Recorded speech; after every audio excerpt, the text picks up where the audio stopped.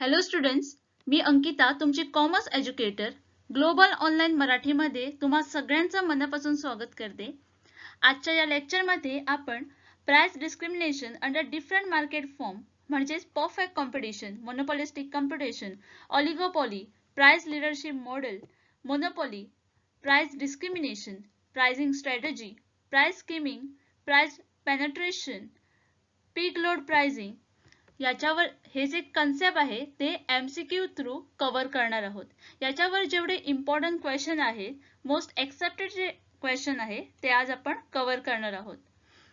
आणखी एक महत्त्वाची गोष्ट म्हणजे हा लेक्चर झाल्यावर तुम्हाला जर काही डाऊट असतील किंवा तुमचे डाऊट क्लिअर झाले की नाही हे तुम्हाला कसे कळणार, तर यासाठी ग्लोबल ऑनलाईनने तुमच्यासाठी टेस्ट एनालिसिस सुरू केली आहे. आता ही टेस्ट एनालिसिस तुम्हाला कशी भेटेल, तर यासाठी तुम्हाला आमच्या ॲपवर जावं लागेल, म्हणजेच ग्लोबल ऑनलाईन ॲपवर जावं लागेल. तिथे तुम्हाला टेस्ट एनालिसिस भेटतील, जे की तुम्ही तिथे जाऊन देऊ शकता आणि त्याच्यावरनं तुम्हाला माहिती पडेल की तुमचे डाऊट क्लिअर झाले की नाही. ओके. आणखी एक इम्पॉर्टंट गोष्ट म्हणजे रोज 6 वाजता मी माझा व्हिडिओ ग्लोबल ऑनलाईन मराठीवर टाकणार आहे. त्यामुळे रोज 6 वाजता आमच्या चॅनलला व्हिजिट करा, जेणेकरून माझा व्हिडिओ तुम्हाला भेटेल. आजच्या लेक्चरला सुरुवात करण्याआधी एक महत्त्वाची गोष्ट मी तुम्हाला सांगू इच्छिते. जे कोणी स्टुडंट्स येणाऱ्या एक्झामसाठी म्हणजे MSCET 2022 साठी एक्झाम देणार आहेत, त्यांच्यासाठी ग्लोबल ऑनलाईनने कॉमर्स पेपर 2 साठी कोर्स प्रोव्हाइड करत आहे, ज्याच्यामध्ये तुम्हाला मॉक टेस्ट भेटतील, ते पण पूर्ण एक्सप्लेनेशन सोबत. संपूर्ण अभ्यासक्रमावरील नोट्स भेटतील, म्हणजे जे तुमचे 10 युनिट्स आहे त्या 10ही युनिटवर डिटेलमध्ये नोट्स प्रोव्हाइड केले जाईल आणि हे नोट्स आम्ही तुम्हाला मराठी आणि इंग्लिश अशा दोन्ही लँग्वेजमध्ये प्रोव्हाइड करत आहोत. जो कोणी इंग्लिशमध्ये स्टडी करायला इच्छुक आहे तो इंग्लिशमध्ये करू शकणार आणि जो कोणी मराठीमध्ये स्टडी करायला बघत आहे तो मराठीमध्ये इझिली हा कोर्स जो आहे, इझिली जो सिलेबस आहे तो कव्हर करू शकणार. त्यानंतर आम्ही तुम्हाला व्हिडिओ लेक्चर्स प्रोव्हाइड करत आहोत, ते पण डिटेल एक्सप्लेनेशन सोबत. सरावासाठी MCQ प्रोव्हाइड केले जाईल, ते पण डिटेल सोल्युशन सोबत प्रोव्हाइड केले जाईल. त्यानंतर प्रिव्हियस इयरचे क्वेश्चन पेपर PDF मध्ये प्रोव्हाइड केले जाईल. तुम्ही आन्सर केल्यानंतर इमिजिएटली तुम्हाला जो PDF आहे तो प्रोव्हाइड केला जाईल. ओके. आणि प्रिव्हियस इयर क्वेश्चन का प्रोव्हाइड करत आहोत, तर याचं महत्त्व तुम्हाला माहीतच असणार. जे क्वेश्चन असतात एक्झामसाठी येतात ते मोस्ट ऑफ द क्वेश्चन जे असतात ते रिपीट होतात. जरी एक्झॅक्ट क्वेश्चन रिपीट नाही झाला तरी सुद्धा सिमिलर क्वेश्चन जो असतो तो रिपीट होतो. याचं महत्त्व लक्षात घेता ग्लोबल ऑनलाईनने प्रिव्हियस इयरचे क्वेश्चन्स प्रोव्हाइड करण्याचा डिसिजन घेतला आहे. आणि हा जो कोर्स आहे तो आम्ही तुम्हाला फक्त 5000 मध्ये प्रोव्हाइड करत आहोत. आणि ॲट प्रेझेंट आम्ही तुम्हाला डिस्काउंट प्रोव्हाइड करत आहोत, म्हणजे तुम्हाला जर हा कोर्स तुम्ही ॲट प्रेझेंट घेतला तर तुम्हाला 20% डिस्काउंट दिला जाईल. ओके. आणि हा जर कोर्स तुम्ही घेतला तर पेपर 1 चा जो कोर्स आहे तो तुम्हाला फ्रीमध्ये प्रोव्हाइड केला जाईल, ज्याच्यात तुम्हाला पूर्ण पेपर 1 चे नोट्स प्रोव्हाइड केले जातील, मॉक टेस्ट प्रोव्हाइड केले जातील, ते पण डिटेल सोल्युशन सोबत. लाईव्ह लेक्चर प्रोव्हाइड केले जातील, ज्याच्यात तृप्ती मॅडम जे आहेत ते लाईव्ह लेक्चर घेतात पेपर 1 साठी आणि निहाल सर पण पेपर 1 साठी लाईव्ह लेक्चर घेत आहेत, तर ते तुम्हाला अटेंड करायला भेटेल. त्यानंतर जर हा कोर्स तुम्ही घेतला तर तुम्हाला इमिजिएटली WhatsApp ग्रुपमध्ये ॲड केलं जाईल. जरी तुम्हाला कुठलाही प्रॉब्लेम असला कॉमर्सचा किंवा पेपर 1 चा, तर तुम्ही इमिजिएटली तो प्रॉब्लेम त्या ग्रुपमध्ये टाकू शकता किंवा थेट तुम्ही एज्युकेटर सोबत पण डिस्कशन करू शकता आणि तुमच्या क्वेश्चनना आन्सर्स मिळू शकता. ओके. हा कोर्स जॉईन करण्यासाठी या नंबरवर कॉन्टॅक्ट करा आणि प्लीज WhatsApp मेसेज करा. ओके. इथे नॉर्मल कॉल जो आहे तो लागणार नाही आहे. आणि आमचा ॲप डाउनलोड करा, जिथे तुम्हाला सगळी इन्फॉर्मेशन भेटेल. ओके. आणखी एक खूपच महत्त्वाची गोष्ट म्हणजे आमचा जो ग्लोबल ऑनलाईन ॲप जो आहे तो तुम्हाला तुमच्या प्ले स्टोअरमध्ये भेटेल, जो की तुम्हाला डाउनलोड करायचा आहे.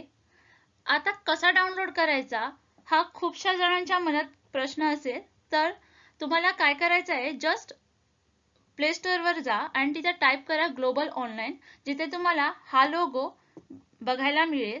त्याच्यावर क्लिक करा आणि तो इन्स्टॉल करा तुमच्या मोबाईलमध्ये. जेव्हा तुम्ही तो लोगो इन्स्टॉल कराल त्यावेळी तुम्हाला आत गेल्यानंतर असा व्ह्यू बघायला मिळेल. त्याच्यात गेल्यानंतर तुम्हाला तुमची कॅटेगरी सिलेक्ट करायची आहे, म्हणजे की MS सेट कॉमर्स. त्यानंतर तुम्हाला तिथे स्टडी मटेरियल, जे कुठचंही कंटेंट आहे, जे नोट्स आहेत, टेस्ट आहेत, व्हिडिओज आहेत, ते सगळं तिथे बघायला मिळेल. आणि हा जो कोर्स आहे तो आम्ही ॲट प्रेझेंट ऑफरवर देत आहोत. इथे तुम्ही बघू शकता आणि डिस्काउंट पण प्रोव्हाइड केलं जाईल, ज्यासाठी तुम्हाला हा ॲप डाउनलोड करायचा आहे. त्यानंतरच तुम्हाला हे सगळं काही बघायला मिळेल. आणि जर तुम्हाला डाउनलोड करायला कुठलाही इश्यू येत असेल, कुठलाही प्रॉब्लेम येत असेल, तर दिलेल्या नंबरवर जस्ट कॉल करा आणि तिथे तुम्ही इन्क्वायरी करू शकता. अदरवाईज तुम्हाला याची जी लिंक आहे ती डिस्क्रिप्शन बॉक्समध्ये प्रोव्हाइड केली आहे. त्या लिंकवर जर तुम्ही क्लिक कराल तर हा ॲप तुम्ही इझिली डाउनलोड करू शकाल. ओके.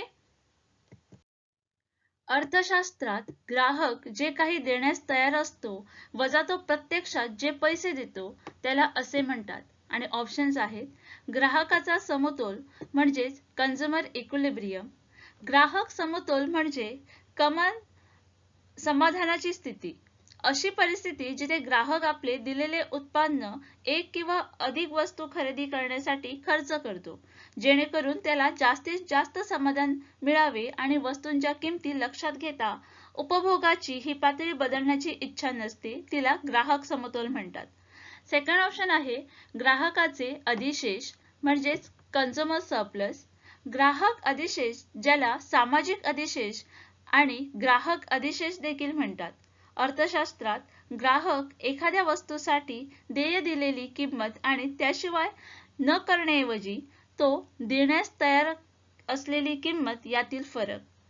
थर्ड ऑप्शन आहे ग्राहकाचा खर्च म्हणजेच कंझ्युमर एक्सपेंडिचर. अर्थव्यवस्थेत वैद्यकीय वापरण्यासाठी आणि आनंद घेण्यासाठी व्यक्ती आणि कुटुंबाने अंतिम वस्तू आणि सेवेवर खर्च केलेला एकूण पैसा म्हणजे ग्राहक खर्च.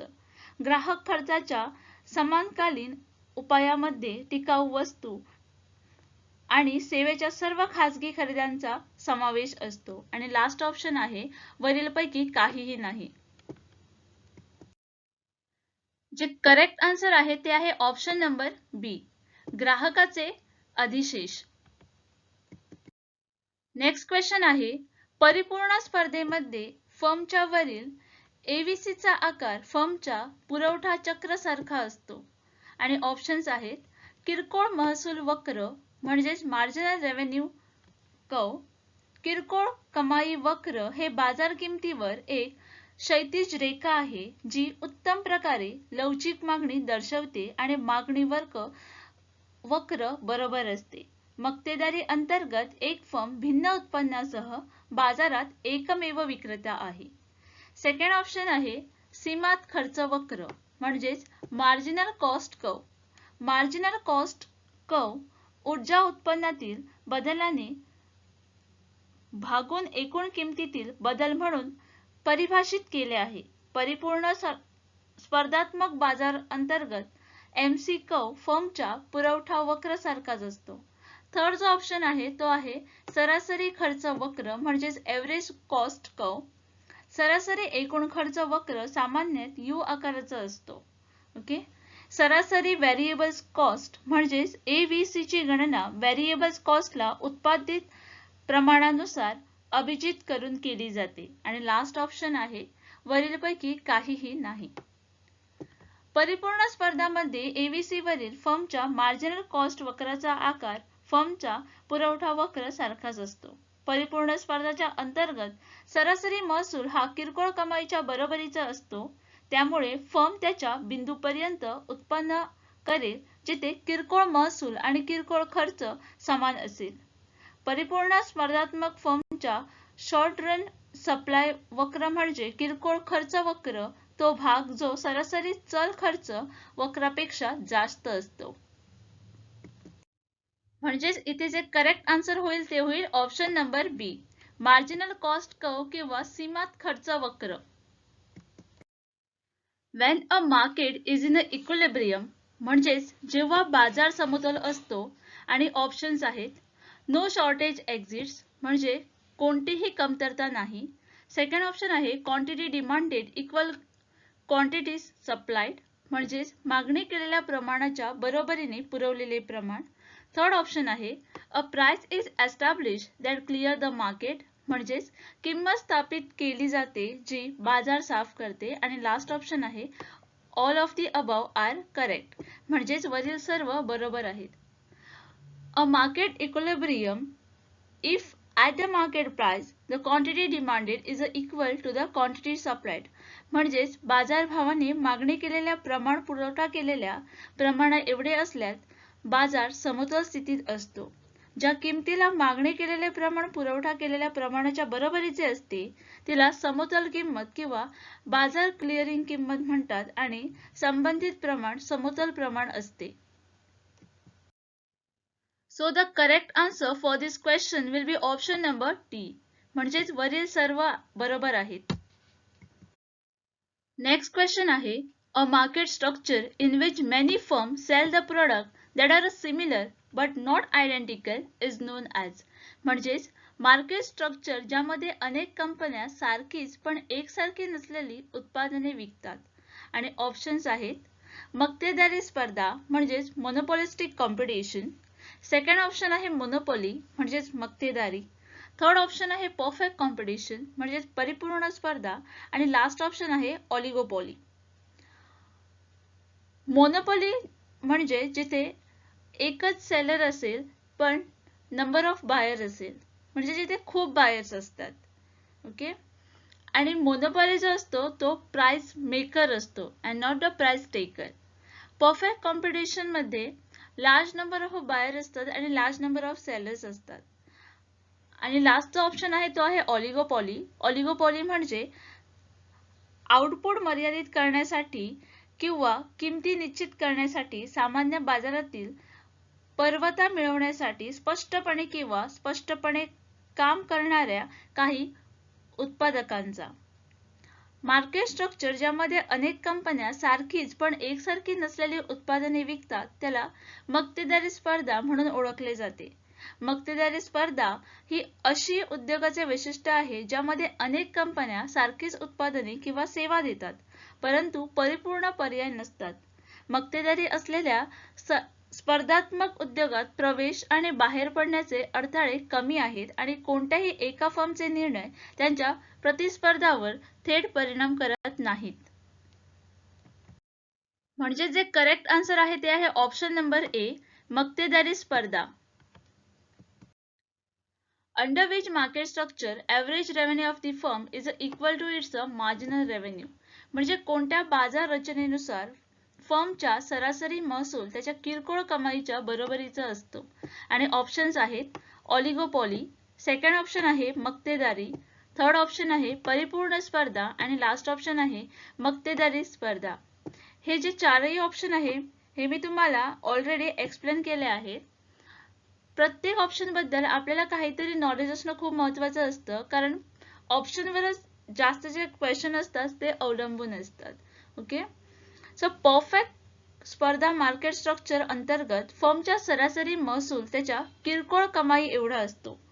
पूर्णपणे स्पर्धात्मक फर्मसाठी सरासरी महसूल किंवा केवळ किमती इतका नसतो परंतु अधिक महत्त्वाचे म्हणजे ते किरकोळ कमाईच्या बरोबरीचे असते जे सर्व स्थिर असतात. म्हणजे जे करेक्ट आन्सर येईल ते येईल ऑप्शन नंबर सी परिपूर्ण स्पर्धा. Price discrimination is not possible in case of म्हणजेच खालील दिलेल्यापैकी कोणाच्या बाबतीत किंमत भेदभाव शक्य नाही. आणि ऑप्शन्स आहेत परफेक्ट कॉम्पिटिशन म्हणजेच परिपूर्ण स्पर्धा. सेकंड ऑप्शन आहे मोनोपॉली म्हणजेच मक्तेदारी. थर्ड ऑप्शन आहे मोनोपॉलिस्टिक कॉम्पिटिशन म्हणजेच मक्तेदारी स्पर्धा. आणि लास्ट ऑप्शन आहे ऑलिगोपॉली. परफेक्ट कॉम्पिटिशन मध्ये खूप बायर असतात आणि खूप सेलर असतात जे की सिमिलर प्रोडक्ट विकतात. ओके. मोनोपॉली मध्ये एकच सेलर असतो आणि खूप बायर्स असतात. जो सेलर असतो तो प्राइस मेकर असतो ज्याच्याकडे राईट असतो की तो प्राइस डिस्क्रिमिनेट पण करू शकतो. थर्ड जो ऑप्शन आहे तो आहे मोनोपॉलिस्टिक कॉम्पिटिशन. मक्तेदारी स्पर्धा हा अपूर्ण स्पर्धेचा एक प्रकार आहे. जसे की अनेक उत्पादक एकमेकाशी स्पर्धा करतात, परंतु उत्पादकाने विकणे जे एकमेकापासून वेगळे आहेत आणि म्हणूनच परिपूर्ण पर्याय नाहीत. आणि लास्ट ऑप्शन आहे oligopoly. Price discrimination is not possible in case of the perfect competition. म्हणजेच परिपूर्ण स्पर्धेच्या बाबतीत किमतीत भेदभाव करणं शक्य नाही. दोन बाजार वेगळे ठेवता आले असले तरीही परिपूर्ण स्पर्धेच्या अंतर्गत किमतीतील भेदभाव शक्य नाही. प्रत्येक बाजारपेठेतील मागणी पूर्णपणे लवचिक असल्याने प्रत्येक विक्रेत्याने त्या बाजारात विक्री करण्याचा प्रयत्न केला ज्यामध्ये सर्वात जास्त किंमत मिळू शकेल. स्पर्धेमुळे दोन्ही बाजारामध्ये किंमत समान होईल, तथापि बाजार अपूर्ण असतानाच किमतीतील भेदभाव शक्य आणि बेकायदेशीर आहे. म्हणजे जे करेक्ट आन्सर आहे ते आहे ऑप्शन नंबर ए, परिपूर्ण स्पर्धा किंवा परफेक्ट कॉम्पिटिशन. त्यानंतर जो प्रश्न आहे तो असा आहे की the degree of monopoly power is a measure in term of difference between. म्हणजेच मक्तेदारी शक्तीची डिग्री मधील फरकानुसार मोजली जाते. आणि ऑप्शन्स आहेत marginal cost and the price, म्हणजेच किरकोळ किंमत आणि किंमत. सेकंड ऑप्शन आहे marginal cost and average revenue, म्हणजेच किरकोळ खर्च आणि सरासरी महसूल. थर्ड ऑप्शन आहे मार्जिनल कॉस्ट आणि एव्हरेज कॉस्ट, म्हणजेच किरकोळ खर्च आणि सरासरी खर्च. आणि लास्ट ऑप्शन आहे marginal revenue and average cost, म्हणजेच किरकोळ महसूल आणि सरासरी खर्च. एकंदरी शक्तीची डिग्री सीमांत किंमत आणि किंमत त्याच्यातील फरकानुसार मोजली जाते. परिपूर्ण स्पर्धात्मक बाजारपेठेत किमती किरकोळ खर्चाच्या बरोबरीने असतात आणि कंपन्यांना शून्य आर्थिक नफा मिळतो. मक्तेदारीमध्ये किंमत किरकोळ खर्चाच्या वर थेट केली जाते आणि फर्मला सकारात्मक आर्थिक नफा मिळतो. म्हणजे जे करेक्ट आन्सर आहे ते आहे ऑप्शन नंबर ए, किरकोळ किंमत आणि किंमत. नेक्स्ट जो क्वेश्चन आहे तो आहे दोन बाजारपेठा असल्यास भेदभाव मक्तेदारी शक्य आहे. आणि ऑप्शन्स आहेत वाढत्या खर्चाचे वक्र, म्हणजेच raising cost curve. Second option आहे वाढत्या आणि घटत्या खर्चाचे वक्र, म्हणजेच raising and declining cost curve. Third option आहे मागणीची भिन्न लवचिकता, म्हणजेच डिफरंट इलास्टिसिटी ऑफ डिमांड. आणि लास्ट ऑप्शन आहे मागणीची समान अलवचिकता, म्हणजेच इक्वल इलास्टिसिटी ऑफ डिमांड. दोन बाजारामध्ये मागणीची लवचिकता भिन्न असल्यास भेदभाव मक्तेदारी शक्य आहे. किमतीत भेदभाव तेव्हा शक्य आहे जेव्हा वेगवेगळ्या उपबाजारातील खरेदीदार एकाच उत्पादन वेगवेगळ्या किमतीत खरेदी करण्यास तयार असतात. जर मागणीची अलवचिकता समान असेल तर खरेदीदारावर किमतीतील बदलाचा परिणाम देखील समान असेल. म्हणजेच या प्रश्नाचे करेक्ट आन्सर होईल ऑप्शन नंबर सी, मागणीची भिन्न लवचिकता.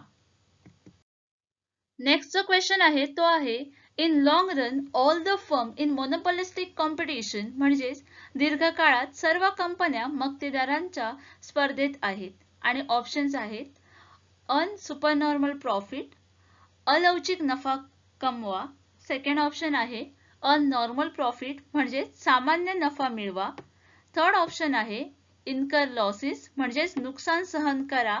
आणि लास्ट ऑप्शन आहे may earn normal profit, super normal profit और इनकर लॉसेस, म्हणजेच सामान्य नफा, अतिसामान्य नफा किंवा तोटा होऊ शकतो. दीर्घकाळात मक्तेदारी स्पर्धेतील सर्व कंपन्या सामान्य नफा कमवतात. म्हणजेच in long run all the firm in the monopolistic competition earn the normal profit.